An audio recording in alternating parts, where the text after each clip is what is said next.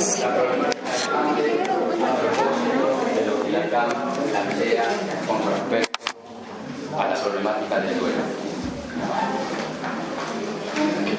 En la clase anterior hicimos el recorrido que Lacan hace con respecto a Hamlet para situar, digamos, la problemática del deseo. Por eso le hago escribir o graficar a Luciano nuevamente esta bendita matriz de Lacan que se llama el grafo o el grama, ¿sí?, del deseo.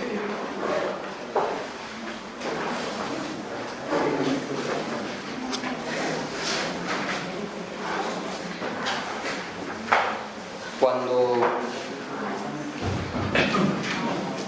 ustedes se encuentren, sí, que no lo han hecho ya, con las 7 clases del seminario del deseo y su interpretación, van a captar que hay un movimiento en Lacan que hace girar la cuestión de la problemática del deseo a la problemática del duelo. Incluso hay una clase que se llama el deseo y el duelo, donde esta problemática está articulada de manera tal que a Lacan le permite reformular la problemática freudiana del duelo. Cuestión que ustedes van a encontrar también en las clases que en este momento están trabajando, que ya han trabajado, que ¿sí?, están bordeando de alguna manera los prácticos a propósito de lo que puede implicar la problemática del duelo puesta en relación a la problemática del deseo. Esas dos cuestiones, la problemática del duelo y la problemática del deseo, en Lacan tienen un punto de encuentro que es la problemática del objeto. Es decir, que situar la cuestión del deseo por la vía del problema implica el objeto del deseo, que Lacan acaba de reformular situando que la cuestión no es el objeto del deseo, sino el objeto en el deseo. ¿Se acuerdan que habíamos hecho la diferencia con respecto a la lectura tradicional de Hamlet, freudiana, que ubicaba la cuestión del deseo por la madre en términos incestuosos y edípicos a la problemática del deseo de la madre? Bueno, con la cuestión del objeto, Lacan va a hacer la misma operación. En vez de situar la cuestión del objeto del deseo, va a hacer un giro situando que la problemática del objeto la tenemos que localizar en el deseo, más allá de cómo el objeto funcione como objeto del deseo. En este movimiento, el articulador central para Lacan es la problemática del fantasma. Fantasma que en esta escritura, si se dan cuenta, Lacan ubica en el recorrido final que cierra el grafo, pasando por el piso superior y abrochando la cuestión, digamos, ¿sí?, del fantasma como cierre a la pregunta enigmática por el deseo del otro.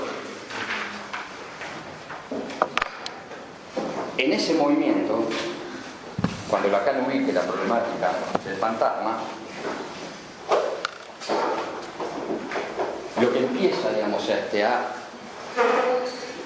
situarse como problema es justamente el problema del objeto. ¿Y cómo lo va a plantear? Lo va a plantear a partir de cómo, ¿sí?, el objeto se constituye en la economía del deseo, operando por una vía que implica una operación necesaria, que es justamente la operación de la castración para la constitución del objeto en el deseo. Por lo tanto, la problemática de Hamlet le sirve a Lacan justamente para poder ligar la cuestión del deseo vía el objeto, cuya, ¿sí?,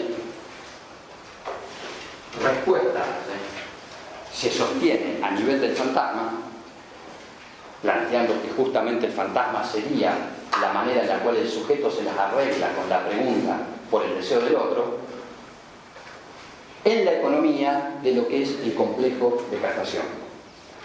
Ustedes van a decir, bueno, si lo trabaja por la vía del complejo de castración, nos va a ofrecer una lectura, ¿sí?, de Hamlet que está sostenida en la problemática del Edipo. Sí, pero reformulando la problemática del Edipo en términos, digamos, ¿sí?, de lo que planteábamos antes, que es el deseo en el otro, o el deseo del otro. En este movimiento tenemos que situar la primera cuestión, que es que Lacan, para ubicar cómo el objeto se constituye en el deseo, va a situar que ese objeto se va a constituir a partir de una operación necesaria, que es el duelo. El duelo, para Lacan, va a arrastrar el problema freudiano de cómo Freud leyó el duelo como problemática del sujeto. Y Freud, si ustedes se acuerdan,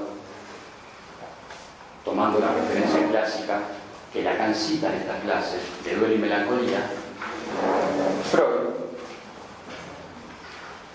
para Lacan, y aclaro, para Lacan, Freud toma un paradigma del duelo que es justamente que el duelo se sostiene en una operación que Freud llama trabajo de duelo, Harvey en alemán trabajo de duelo, que implica la sustitución del objeto por la desinvestidura rasgo a rasgo que implica su pérdida, y la posibilidad de investir un nuevo objeto una vez que el yo está liberado de aquello que lo ligaba al objeto perdido. Esa operación Lacan la lee en términos de el relevo de una investidura de objeto por una identificación. Entonces, cuando Lacan dice que a propósito de la constitución del objeto en el deseo, la operación necesaria es el duelo, dice que va a dar un paso más que Freud. Ese paso es reformular la problemática de lo que él lee como versión paradigmática del duelo en Freud, que es la identificación con el objeto perdido. Si ustedes tienen en la memoria duelo y melancolía, se dan cuenta que la operación de identificación con el objeto perdido no es propia del duelo, sino de la melancolía. Es decir, justamente lo que sostiene la diferencia para Freud entre duelo y melancolía es que en la melancolía lo que sucede, ¿sí?, es el relevo de la investidura de objeto perdida por una identificación con el objeto, lo que Freud llama la sombra del objeto cae sobre el sol. Entonces, ¿cómo podría Lacan decir que el paradigma de la operación del duelo es justamente la identificación con el objeto perdido, cuando en duelo y melancolía la identificación con el objeto perdido es propia de la melancolía y no del duelo?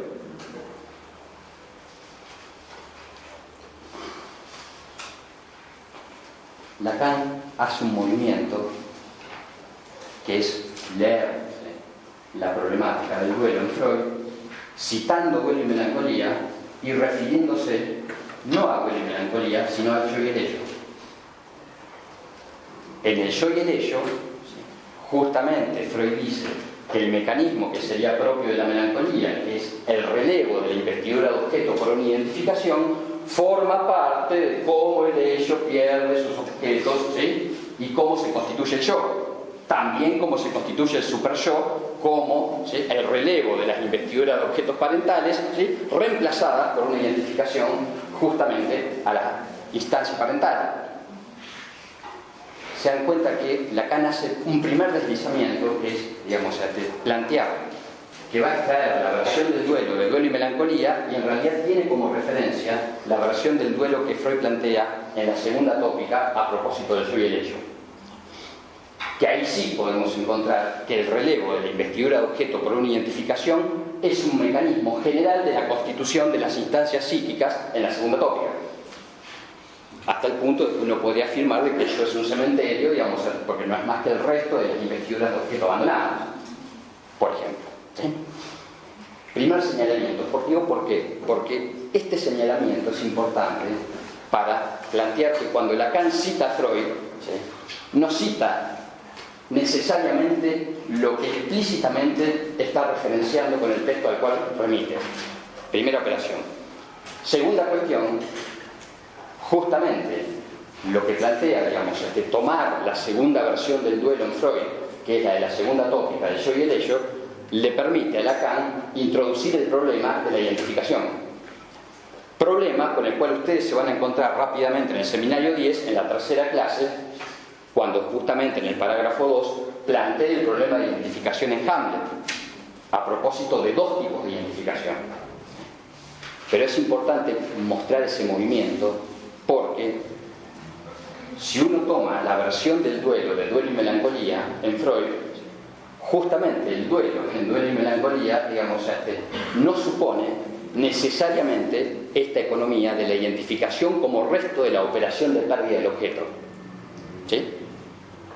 Eso es propio de lo que permite diferenciar duelo y melancolía, pero es propio de la melancolía. A partir de ahí, ¿sí?, Lacan va a decir, bueno, si el mecanismo de Freud es justamente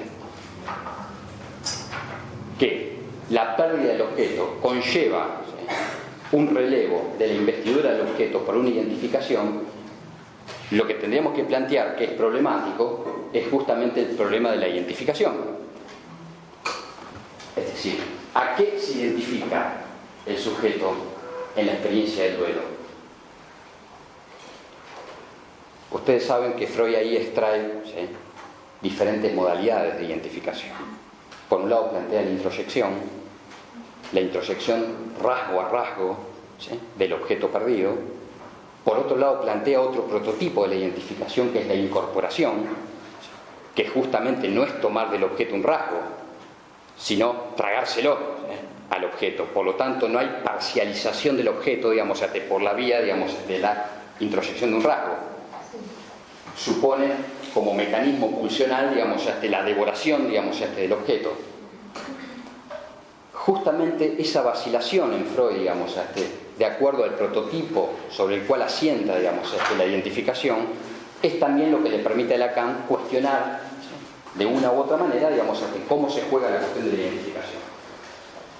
Pero en realidad, lo que más le interesa a Lacan no es el problema de la identificación, ¿sí?, al objeto, que sería producto de la operación de pérdida del objeto.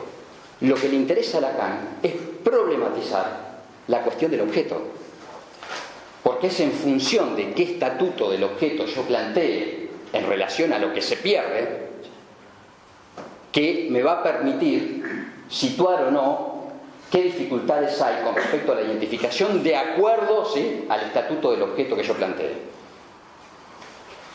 Y esto por una cuestión básica, porque Lacan dice, el problema de Freud, ¿sí?, es que Freud plantea la cuestión de la pérdida del objeto, pero no plantea en la experiencia del duelo, ¿sí?, una condición previa a la pérdida del objeto.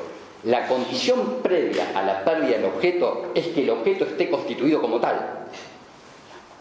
Es decir, para decir, digamos, que perdiendo un objeto, yo lo que hago, ¿sí?, en la experiencia del duelo es reemplazar esa investidura por una identificación, lo que estoy presuponiendo, sin plantearlo, es que la cuestión del objeto ya está constituida. Lacan va a decir claramente, ¿sí?, para poder situar la problemática del duelo, lo que tenemos que plantear previamente es cómo se constituye el objeto, para poder situar ahí esa operación que permite hacer funcionar el objeto en el deseo. Entonces, ¿sí?, recogemos un problema que después Lacan arrastra durante unos cuantos años, que es el problema del estatuto paradójico, problemático del objeto.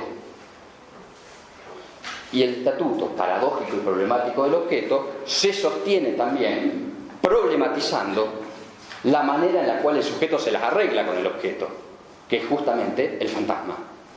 El fantasma como la manera, ¿sí?, en la cual el sujeto se las arregla con el objeto como respuesta al enigma de la pregunta que suscita el deseo del otro, justamente este problema empieza en Lacan a hacerle ruido para poder situar de qué objeto estamos hablando cuando hablamos de un objeto perdido.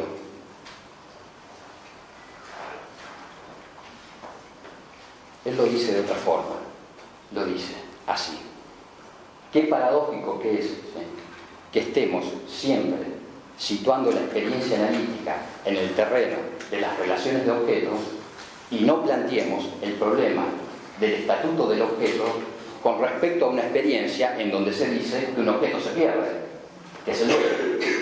Por lo tanto, deberíamos poder situar la problemática, digamos, del objeto vía la lectura que hace de Hamlet en el terreno específico de la relación de objeto. Porque lo que nos interesa es poder delimitar cuál es el estatuto del objeto para poder plantear ahí que lo que está funcionando es un objeto perdido. En Hamlet, como lo veíamos en la clase pasada, el hincapié que Lacan pone en la cuestión del objeto está dado a partir de un personaje de la tragedia que es Ofelia. ¿Se acuerdan que ubicábamos las 5 escenas que Lacan nos presenta, como diría Luz, al modo de un director de teatro? Recorta 5 escenas, de esas 5 escenas sitúa las problemáticas en las cuales Hamlet va a hacer su recorrido por la vía, digamos, lo que implica responder o no al otro y al enigma de su deseo. Sitúa la primera escena, que es el encuentro con el espectro del padre, la vacilación de Hamlet ante ese espectro, formulada a partir de lo que Lacan llama el rechazo de Ofelia. Ofelia, que era la amada, ¿sí?, por Hamlet. Ofelia, digamos, que en algún punto es la mujer, digamos, que era la destinataria de sus palabras de amor.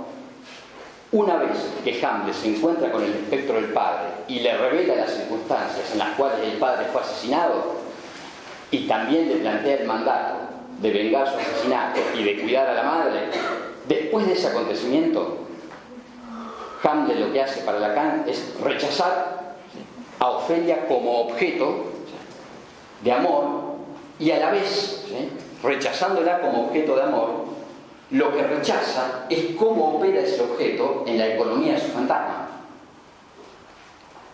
En ese punto, Lacan va a articular el encuentro con el espectro y el rechazo de Ofelia en términos de lo que llama vacilación fantasmática.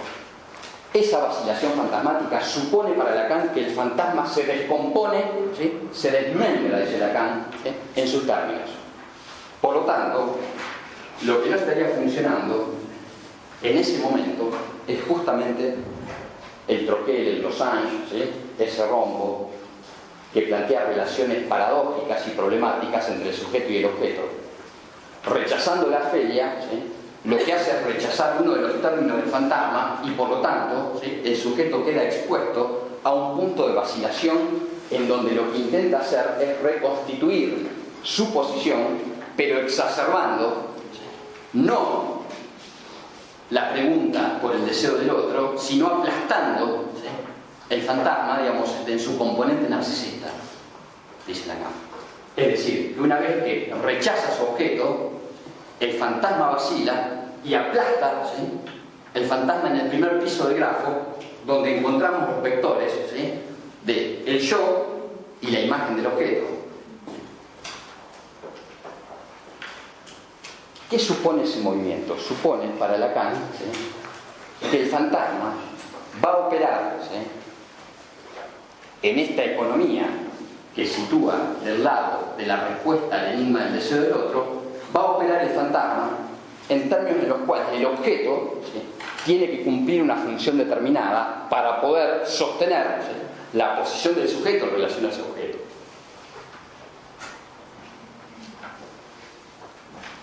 La escena fundamental para Lacan es la escena del cementerio.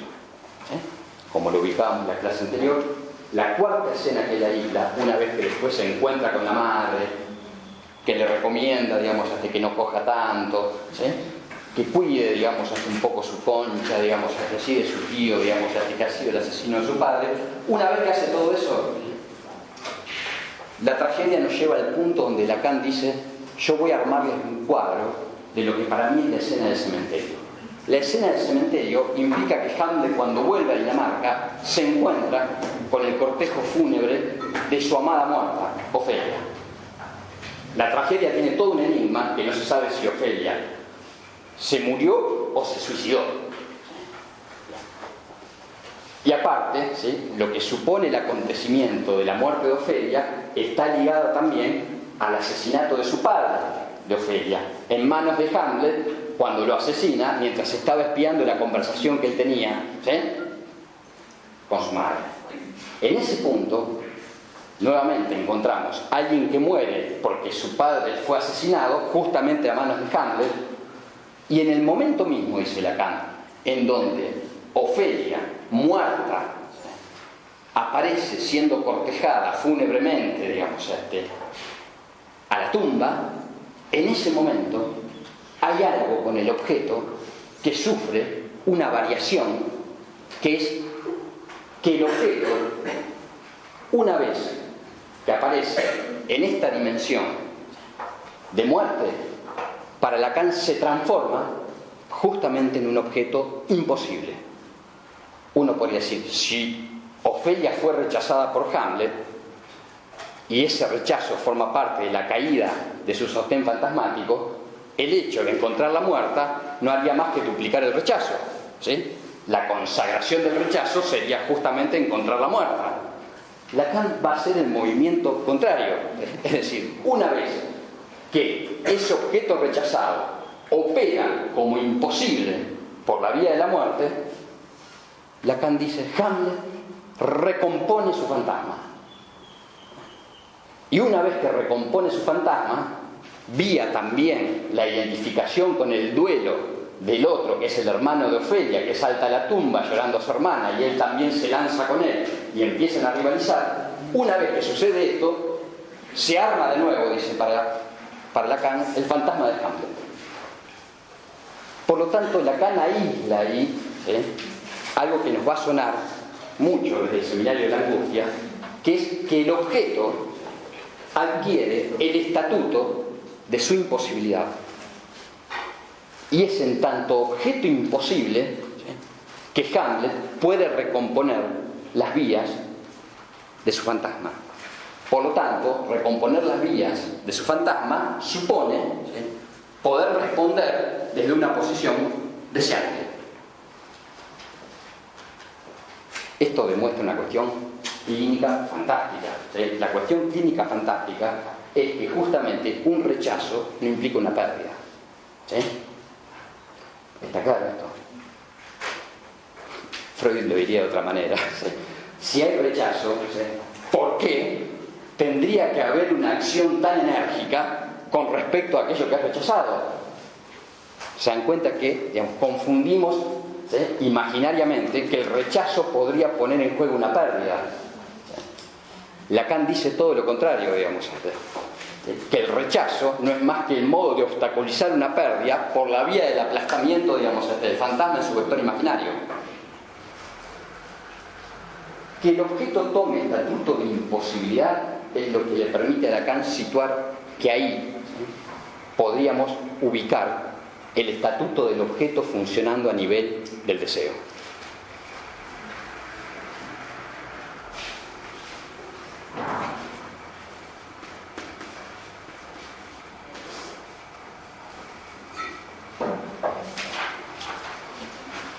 Ahora,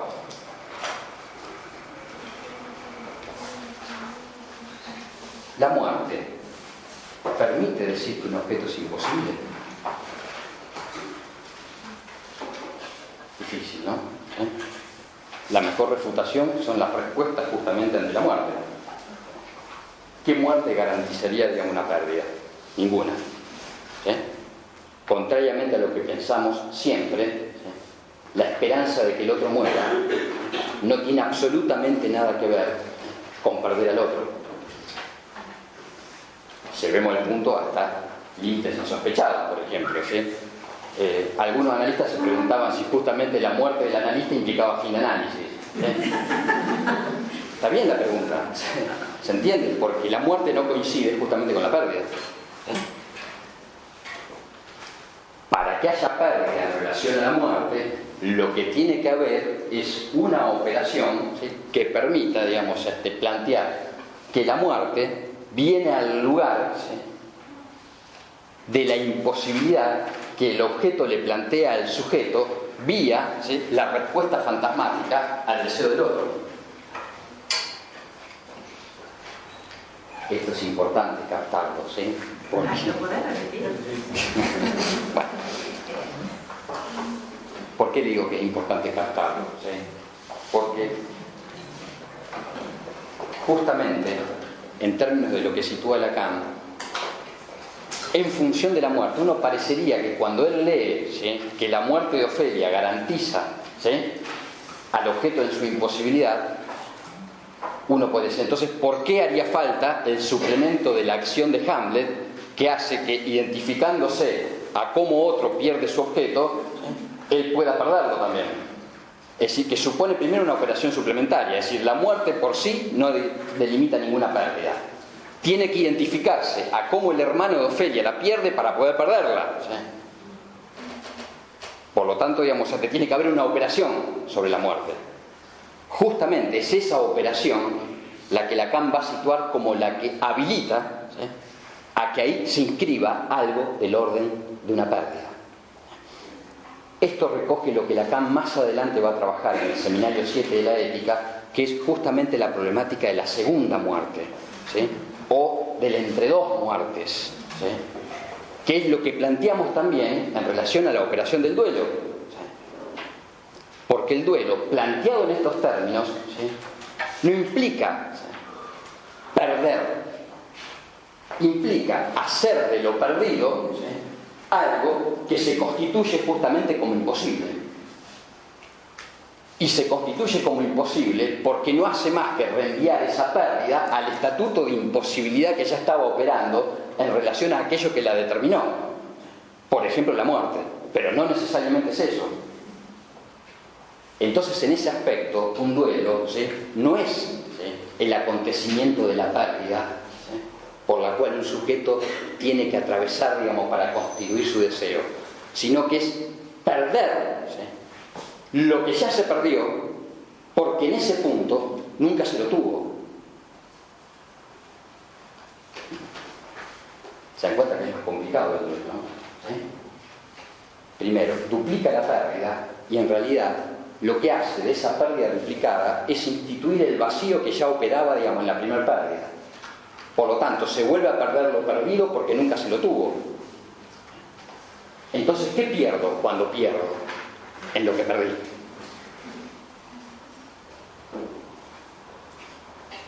Lacan va a decir, ¿sí?, si Hamlet, ¿sí?, es famoso por el famoso monólogo de ser o no ser, ¿sí?, justamente el ser o no ser va a estar articulado a la problemática de ser o no ser el falo. ¡Ja! Bueno, le mete, ¿sí?, una cuña. Esto lo dice de entrada. ¿Y qué va a plantear con respecto, ¿sí?, al falo? Va a decir, ¿sí?, que lo que se instituye, ¿sí?, como pérdida, ¿sí?, no es más que lo que el sujeto pierde, ¿sí?, por constituirse en el campo del otro. Por lo tanto, digamos, habría, ¿sí?, justamente en el campo del otro un operador que estaría vacío, ¿sí?, de referencia para poder plantear ahí la economía de una falta. Esto, ¿sí?, Lacan lo asimila, ¿sí?, al significante que en el otro falta. Una de las clases, ¿sí?, Lacan la ubica en la economía de lo que él llama, fíjense de nuevo, no anuncia, ¿sí?, el gran secreto del psicoanálisis, ¿sí? ¿Se acuerdan? En el Seminario 3, el gran secreto del psicoanálisis, ¿cuál era? Que no había psicogénesis, ¿sí? Ese era el gran secreto en el Seminario 3. Ahora, en el 6, el gran secreto, ¿cuál es? Que no hay otro del otro, ¿sí? Ese no hay otro del otro es lo que Lacan llama, ¿sí?, significante del otro tachado. Por lo tanto, con respecto, ¿sí?, al enigma de la pregunta por el deseo del otro, que Lacan va a ubicar al deseo, ¿sí?, en el lugar del recorrido, ¿sí?, que implica el gran otro, como el lugar del código subido al terreno, ¿sí?, de lo pulsional, por la vía de la demanda. En ese recorrido, donde el deseo, como ustedes saben clásicamente, se instituye como un resto de la demanda, ¿sí?, articulada acá, justamente en términos de pulsión, en ese movimiento del deseo, lo que aparece es justamente que el sujeto, ante la pregunta por el deseo del otro, puede responder con una falta. No responde, ¿sí?, solamente desde la economía de un modo de obturar la falta, como podríamos suponerlo a nivel de la respuesta fantasmática. Porque en el otro no está, ¿sí?, el significante que podría dar cuenta de lo que al sujeto le falta por constituirse justamente en el campo del otro. Entonces dice Lacan, esto de lo cual el sujeto está privado por su constitución simbólica en el campo del otro, es lo que él llama el falo. Y el falo, dice, no lo podemos ubicar a nivel de un significante, porque es justamente el significante que en el otro falta. Dice, vamos a ubicar el falo justamente ahí donde siempre lo que aparece es la barra.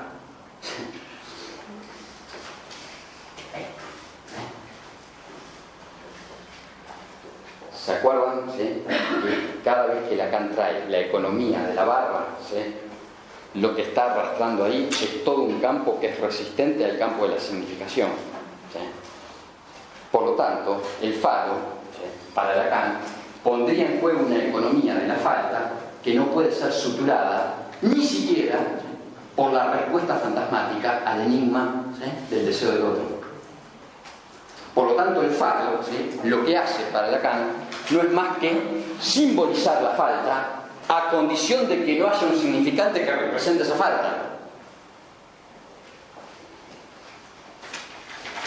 Porque justamente ese significante en el otro, ¿sí?, falta. No hay. ¿Sí? Por lo tanto, en ese movimiento, el falo sería un significante que en tanto tal no significa nada. Es decir, no puede ser reenviado a un código que dé cuenta justamente de cómo, ¿sí?, la falta opera en la economía de constitución del sujeto en el campo del otro. Y decir falo en ese movimiento para Lacan es decir castración. Pero es la castración no en la lógica, ¿sí?, de tener o no tener el falo, sino en la lógica bien hamletiana de serlo o no serlo. Por lo tanto, ya hay un movimiento, ¿sí?, donde la problemática del falo no se articula la problemática de tenerlo o no tenerlo, sino que se articula la problemática de serlo o no. Y justamente esta privación en el ser que pone en juego el falo en la economía del sujeto por la vía de su constitución en el campo del otro, permite, ¿sí?, situar un modo de operatoria de la falta a nivel del deseo, ¿sí?, que se recoge justamente en la problemática del objeto. Viene la interrupción, ya lo sé, dale. Es cortito. Es cortito. Lo pasamos la semana pasada, en este curso, en mi reunión. Chicos, solamente para recordar que estamos con la entrada de la anticipada del Peñón ahí en la mesita, que cuesta 25 pesos. Sí. Este jueves 29, como saben, esta es una actividad que nosotros hacemos para poder sostener la agrupación, así que para nosotros es muy importante. Y a la vez, bueno, es una fiesta que se pone buenísima, la anticipada está ahí, estaría bueno que podamos sacar la anticipada acá en la facu para que después no le cobren el precio de boliche en la puerta y ganamos todo. Y además, sí. Y además, la idea sería, bueno, que la anticipada les dura para toda la noche y que nosotros, si ustedes van sacando la entrada, podemos empezar a comprar las sorpresas que tenemos preparadas para esa noche. Así que bueno, los estamos esperando ahora cuando sale la llamada anticipada.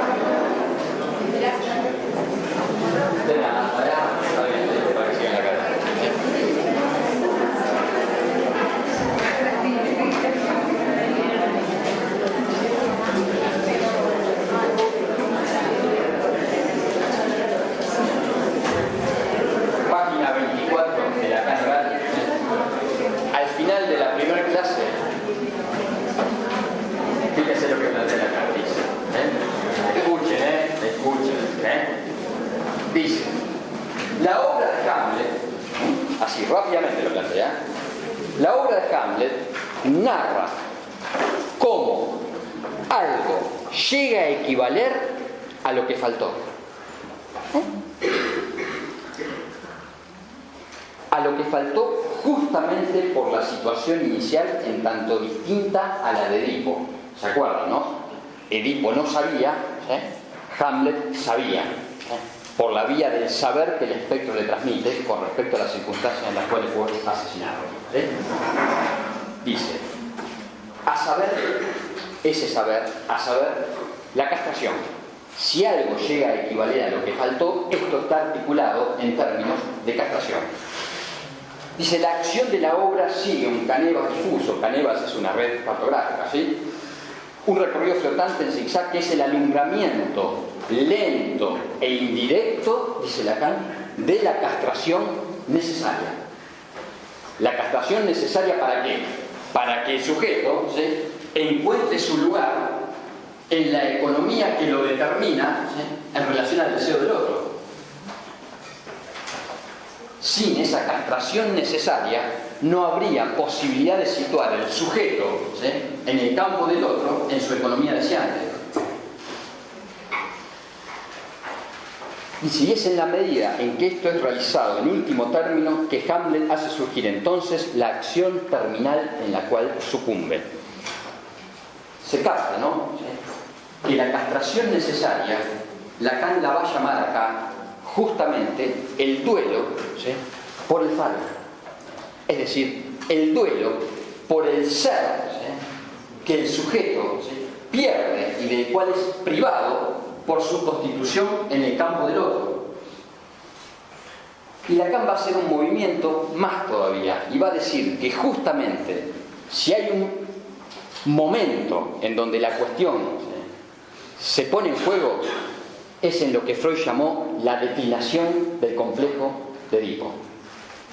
Es decir, la declinación del complejo de Edipo supone para Lacan que lo que debería acontecer, ¿sí?, es la pérdida de ser que implica el duelo por el falo. Pero se dan cuenta que empieza a haber un problema que es, ¿sí?, ¿qué relación hay entre esta economía de pérdida de ser que implica el falo, ¿sí?, como ese significante sin significado que se pone en juego en relación al otro, ¿sí?, y la cuestión del objeto? ¿Por qué? Porque si planteamos, como Lacan viene planteando del Seminario 4, que la relación de objeto es la relación a la falta de objeto, por lo tanto toda relación de objeto, para no caer en un vector imaginario, tiene que plantearse que la relación de objeto es la relación a la falta de objeto, y de ahí aísla tres categorías de la falta, que tienen que ver con la frustración, la privación y la castración. ¿Sí? En esas tres categorías de la falta de objeto, empieza a plantearse el problema entre la falta de objeto y la falta planteada en la economía de la privación del ser que implica el falo. Es decir, que la falta que se articula fálicamente vía declinación del complejo de Edipo, ¿qué relación tiene justamente con el objeto que falta? Todo el problema del Seminario 10 de la angustia es justamente, ¿sí?, poder situar los puntos de encuentro y de desencuentro entre el falo y el objeto. Porque son dos modos, ¿sí?, de poner en juego la falta. Dos modos que tienen que estar articulados de determinada manera para poder situar ahí la economía del deseo. ¿Y qué va a hacer Lacan? Lacan en este seminario, y vamos a ver cómo lo reformula en el Seminario 10, en este seminario, ¿sí?, va a decir, si la cuestión la planteamos en estos términos, hay una función del duelo que es inherente a la constitución del deseo. Y el trabajo del duelo, recogiendo el término freudiano, estaría en relación a cómo el sujeto responde al agujero en lo real que implica el objeto como perdido. Esto lo lleva a Lacan a decir que el duelo sería el reverso, ¿sí?, de la forclusión, de la psicosis. ¿Por qué? Porque justamente, ¿sí?, en la psicosis hay agujero en lo simbólico y retorno en lo real, y en el duelo habría agujero en lo real y convocatoria en lo simbólico para bordear de alguna manera ese agujero real. Y acá va a tomar algo, ¿sí?, que es... algunos analistas dicen que Freud no tuvo en cuenta, y eso es desconocer, ¿sí?, Freud en su conjunto. Digo, ¿por qué? Porque Lacan va a tomar acá la función simbólica del rito, ¿sí?, para trabajar la cuestión del duelo.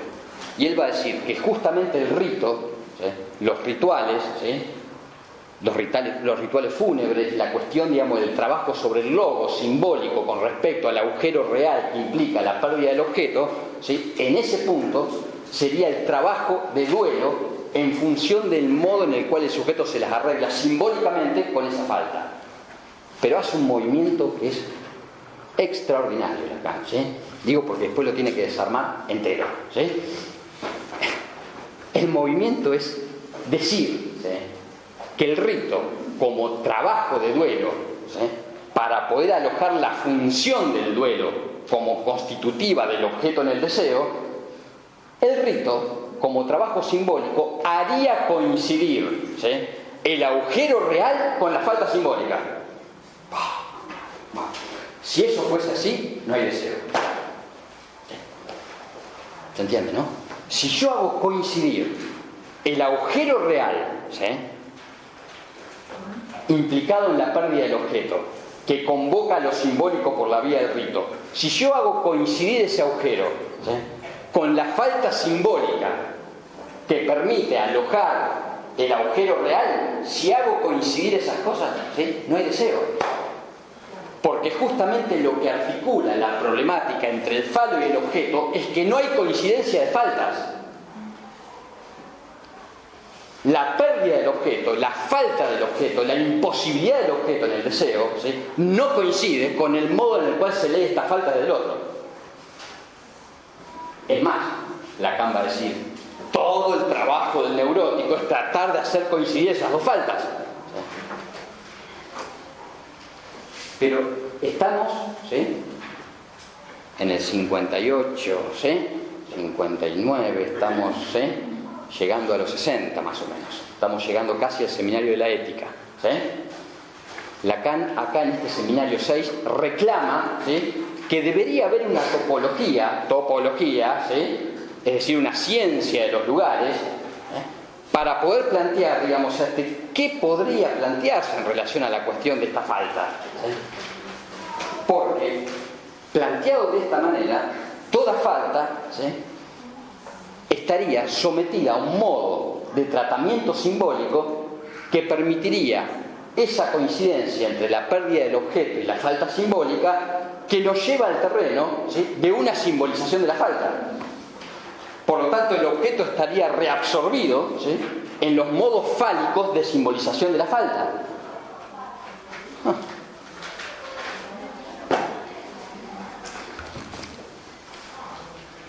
Seminario 10, ¿sí?,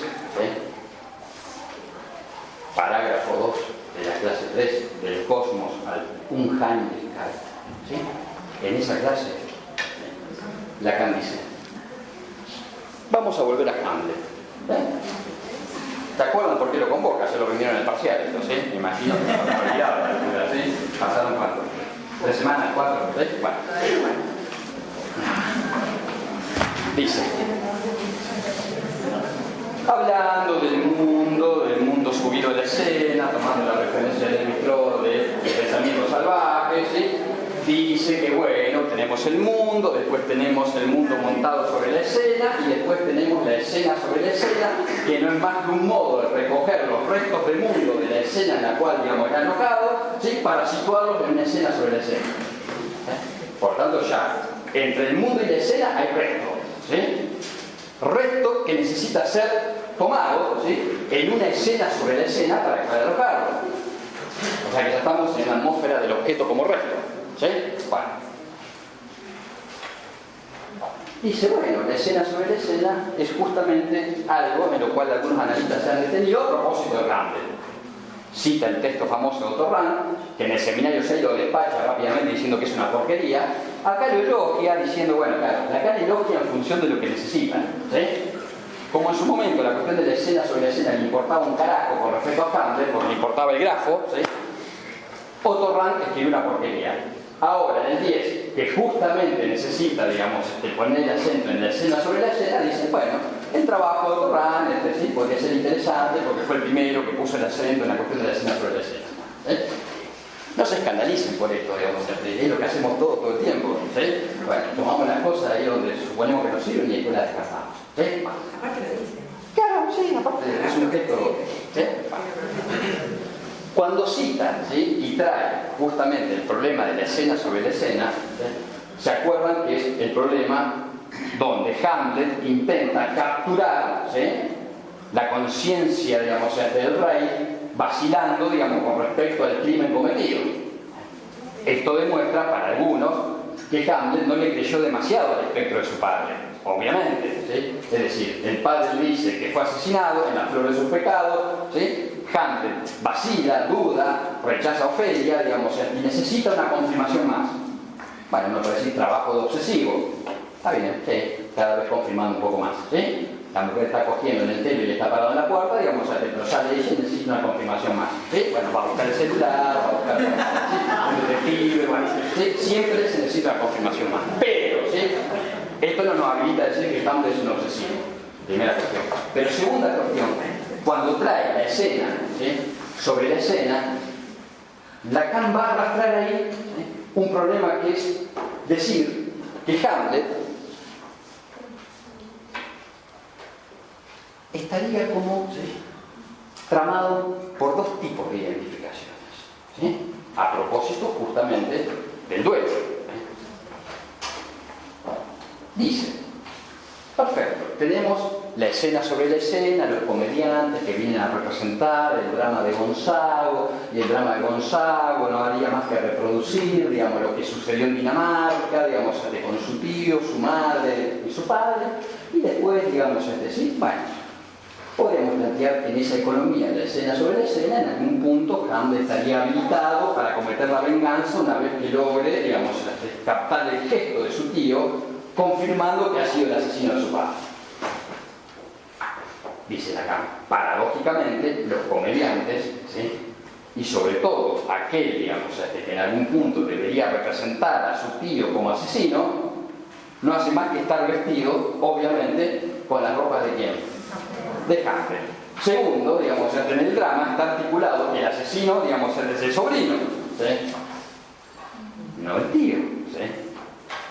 Por lo tanto, ya habría en la estructura misma del drama que Hamlet hace representar, más la vestimenta, una articulación que más que plantear, digamos, que haría representar el asesinato de su tío o de su padre por vía de su tío, digamos, sino su propio asesinato del padre. También dice Lacan, bueno, perfecto, digamos, ¿qué encontramos ahí? ¿Sí? Le sumamos la escena del cementerio, que se arroja a la tumba a pelear con la Hércules. Bueno, perfecto. ¿Qué encontramos? Dice Lacan. Encontramos ahí la identificación, ¿sí?, especular. Es decir, la identificación a la imagen del otro. ¿Muy bien? Bueno. Una identificación que en los planos de este grafo lo podemos ubicar acá, ¿sí?, en el plano de lo que es la imagen del objeto, y una identificación justamente a la imagen, digamos, del objeto representada por la vía del otro, digamos, que permite, digamos, situar ahí un estatuto del objeto que sería el objeto imaginarizado. Pero Lacan ya sitúa el problema en otros términos. Dice, hay dos tipos de identificaciones imaginarias. ¿Entiendes, no? ¿Sí? Por lo tanto, habría una identificación, ¿sí?, al semejante, a mi imagen reflejada, ¿sí?, y habría otro tipo de identificación que también la nombra en el registro de lo imaginario. ¿Sí? Primera demostración, lo imaginario no se reduce a la imagen especular. ¿Sí? Si hay identificaciones imaginarias que no quedan, ¿sí?, reducidas a la imagen del semejante, ya sea por la vestimenta, ya sea por el duelo del otro, hay un punto en donde había un imaginario que no se reduce justamente a lo especular. Y en esa otra identificación imaginaria, Lacan ubica justamente la identificación con Ofelia.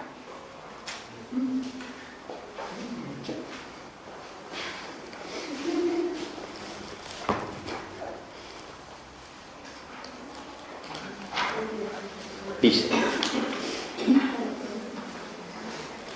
página 47, tercer párrafo del seminario 10, tercera clase, parágrafo 2. ¿Sí? Dice, aquí podemos medir, dice Lacan, como nosotros no vamos a trabajar el seminario 10 acá, yo solamente le pongo el acento en el problema. ¿De acuerdo? Dice, aquí podemos medir la distancia que hay entre dos clases de identificaciones imaginarias. Está la identificación con ideal, la imagen especular tal como la encontramos en la escena dentro de la escena, representada por los comediantes, y está la identificación más misteriosa, cuyo enigma empieza a desarrollarse aquí. ¿Sí? Por tanto, nos invita al desarrollo de un enigma que recién comienza. ¿Sí? ¿Se entiende, no? Todo el año. Dice, con el objeto del deseo en cuanto tal. Con el objeto del deseo en cuanto tal. Entre comas, ¿no? Designado en cuanto tal en la articulación shakespeariana sin la menor ambigüedad, pues es en tanto objeto del deseo como Hamlet ha sido ignorado hasta un determinado momento y es reintegrado a la escena por la vía de la identificación. ¿Se dan cuenta cuál es el problema, no? No hay tiza, bueno, ni... Por un lado, ¿sí? Dos identificaciones imaginarias. ¿Sí? Por lo tanto, el imaginario no se reduce, ¿sí?, a lo especular, porque una de las identificaciones imaginarias está hecha de la imagen especular del otro. Luciano, el comediante vestido de Hamlet, ¿sí?, Laertes, el hermano de Ofelia, saltando a la tumba y él identificándose, digamos, con la imagen del duelo del otro. Lo que podemos situar como una identificación histérica del otro. Se identifica el síntoma del otro y por ende esa identificación al síntoma del otro propicia el acontecimiento, digamos, de la pérdida del objeto. Y después dice una identificación más enigmática al objeto del deseo en cuanto tal. Pero, ¿cuál es el objeto del deseo en cuanto tal?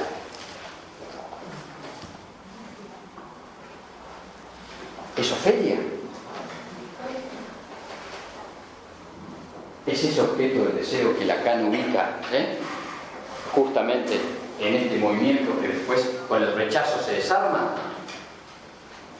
¿O la identificación al objeto del deseo en cuanto tal remite a lo que Lacan sitúa acá, que es el propio lugar de Hamlet en la economía del deseo del otro? ¿Se dan cuenta que no es lo mismo? ¿Sí? Entonces, ¿sí?,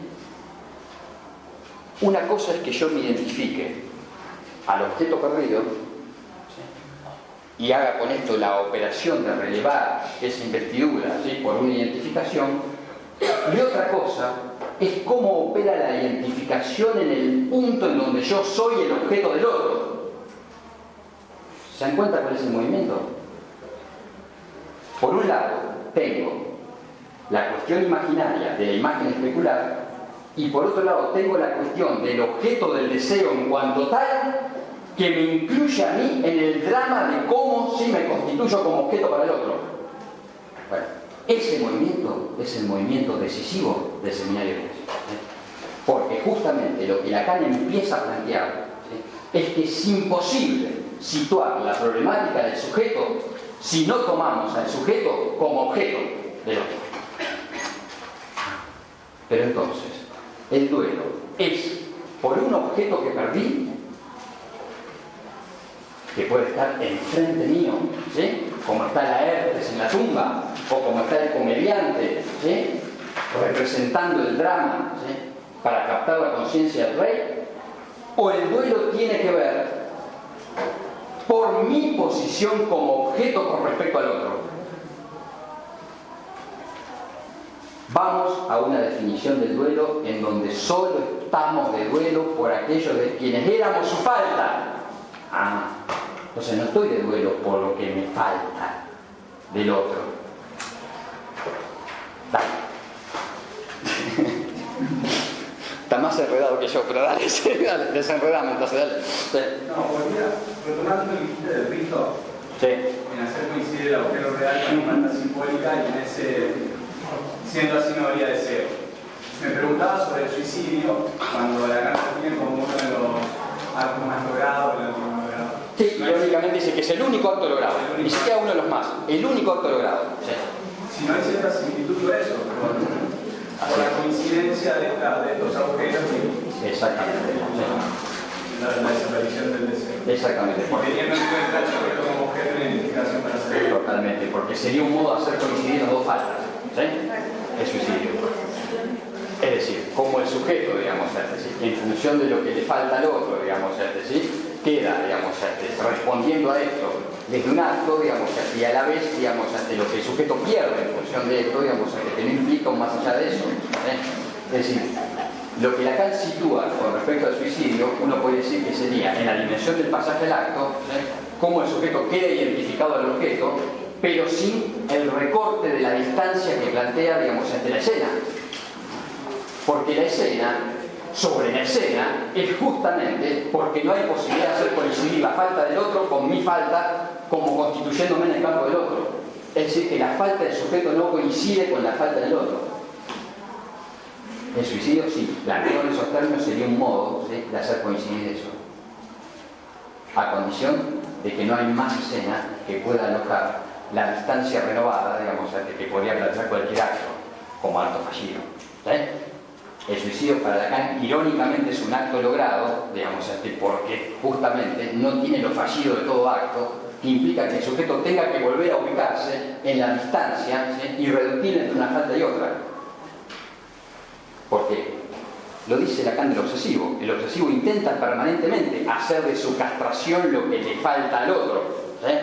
Por lo tanto, castrándose, y por eso Lacan dice que la amenaza de castración no es el último término en el análisis, porque el sujeto ofrece su castración. Basta leer a Kant para ver cómo ofrece su castración permanentemente, pero a condición de hacer coincidir su castración con la castración del otro. Por lo tanto, ofrece su castración como un signo positivo para obtener una garantía del otro. Claro, ¿cuál es el punto, digamos, que en el obsesivo, cada vez que hace esta operación, ¿sí?, la distancia entre la falta, digamos, ¿sí?, que lo determina él como sujeto, digamos, y la falta en el otro se radicaliza. El mejor ejemplo es el sacrificio, ¿sí? El sacrificio obsesivo siempre, digamos, intenta, como todo sacrificio, establecer una correspondencia entre lo que supuestamente el otro espera de mí, piensa en los sacrificios a los dioses, le sacrificamos a los dioses, digamos, hasta aquello que leemos que el otro puede esperar, y a la vez, cada vez que le ofrecemos más, pide más, ¿sí? Por lo tanto, con lo que le ofrezco, en algún punto no hago más que radicalizar la falta que intento obturar con lo que le sacrifico. Claro, en el pasaje al acto que implica el suicidio, ¿sí?, esta distancia no se da porque hay caída fuera de la escena, ¿sí? Hay atravesamiento justamente del marco del fantasma que supone, digamos, la identificación precipitada del sujeto con el objeto. Pero me importa que tengan el acento en lo que Lacan publica acá, que el objeto del deseo en cuanto tal, ¿sí?, no implica solamente la economía, ¿sí?, de lo que funciona como perdido en el sujeto por la vía de un objeto que le falta, ¿sí?, sino que la cuestión del deseo en cuanto tal por la vía del objeto incluye fundamentalmente cómo el sujeto es tomado como objeto por el otro. Y de acuerdo a los avatares de esta economía, podemos situar o no la función del duelo en la economía del deseo. Entonces, no estoy de duelo por lo que perdí. Estoy de duelo por lo que en lo que perdí se lleva de mí. ¿Se entiende cuál es la diferencia? Clínicamente fundamental. Porque es una manera de no imaginarizar la cuestión del duelo. Freud lo decía fantásticamente en De Guerra y Muerte, que es un texto contemporáneo a la escritura de Duelo y Melancolía, no a la publicación que él hiciera. Cada vez que sepultamos al otro, no hacemos más que sepultar nuestras expectativas de satisfacernos en el otro. ¿No? Por lo tanto, ¿sí?, lo que el otro se lleva de mí, ¿sí?, no es, ¿sí?, que yo no pueda, ¿sí?, acceder al otro, sino que el otro se lleva, ¿sí?, la posibilidad de ser aquello, ¿sí?, que satisface al otro. Satisfacción. Es interesante el mecanismo, ¿sí?, porque esto muestra cuál podría ser la posición del analista como objeto en la transferencia. Y hacia ese punto vamos, ¿sí?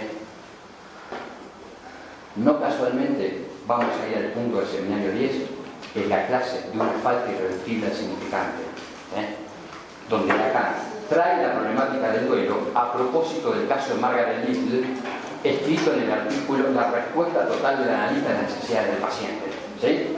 Digo, va a articular la problemática del duelo a la problemática de la contratransferencia, ¿sí?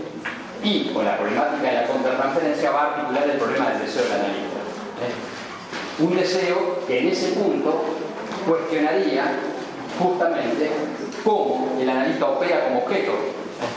¿De qué objeto hablamos para que el analista esté tomado, ¿sí?, como objeto en la economía del sujeto?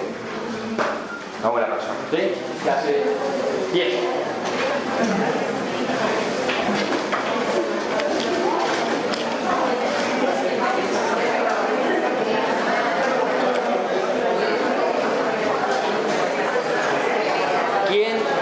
¿Quién tiene grabadas las 3 clases anteriores? ¿Me las pasás al mail? ¿Puede ser? ¿Lo tenés en archivo o no?